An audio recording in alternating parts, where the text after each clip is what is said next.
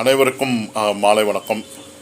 நம்மளுடைய ஞானப்பழம் டிவியின் வாயிலாக பொதுமக்களுக்கு ஒரு விழிப்புணர்வு, அதாவது கண்டெம்ட் ஆஃப் கோர்ட்டை பற்றியும் இன்றைக்கி நடந்துகிட்ருக்க விஷயம், இந்த கரூர் ட்ராஜடி, கரூர் துயர சம்பவத்துக்கு பிற்பாடு பார்த்திங்கன்னா நிறைய பேர் யூடியூப் சேனலு அந்த வீடியோ வாட்ஸ்அப்பில் இதெல்லாம் இப்போ தவறான தகவல்கள் பரப்புறதாக பார்த்திங்கன்னா 25 பேருக்கு மேலே கேஸ் போட்டிருக்காங்க.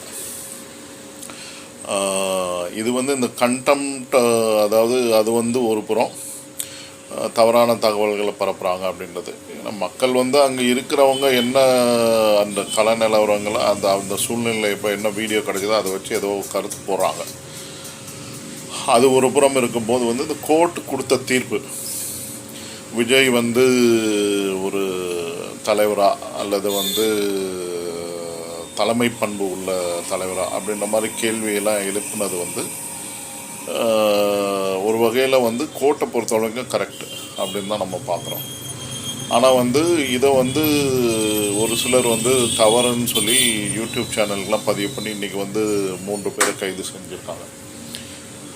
இந்த விஷயத்தில் கண்டெம்ட் ஆஃப் கோர்ட்டினுடைய தீர்ப்பை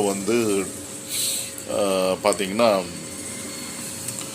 இது விசாரணை வேணும் முதல் கட்டம், அதனோட தீர்ப்புன்னு சொல்ல முடியாது. எஸ்ஐடி ஃபார்ம் பண்ணியிருக்காங்க.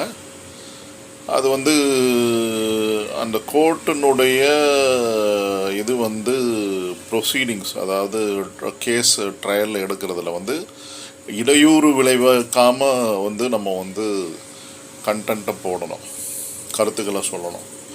இடையூறு விளைவிக்கக்கூடியது அந்த ஜுடிஷியரி நிர்வாகத்துக்கு இடையூறு விளைவிக்கக்கூடியதாக இருந்தால் அது கண்டெம்ட் ஆஃப் கோர்ட் அப்படின்னு சொல்லி தான் அந்த 1971 ஆக்ட் 2AB அப்படின்லாம் இருக்குது, 2Bலாம் இருக்குது. Civil criminal contempt. சிவிலில் பார்த்திங்கன்னா நீங்கள் ஒரு ஆர்டர் வருதுன்னா அதை ஒபே பண்ணலன்னு வச்சுக்கோங்க, சிவில் ஆர்டரில் அது கண்டெம்ட் ஆஃப் கோர்ட்.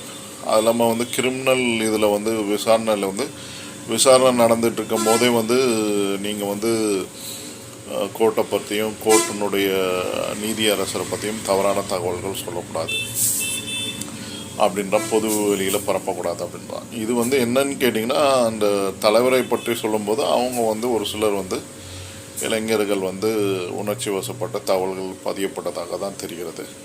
ஆனால் ஒரிஜினலாக கண்டெம்ட் ஆஃப் கோர்ட்டில் என்ன சொல்கிறாங்கன்னா, அதாவது உண்மையான கருத்து, ஃபேர் அண்டு டேட்டா கரெக்டாக இருக்குது, ரொம்ப க்ளீனாக இருக்குது அந்த சொல்கிற விஷயம் அப்படின்னா அது கண்டெம்ட் ஆஃப் கோர்ட்டுக்குள்ளே வராது. விசாரணை நடத்த வேண்டும்.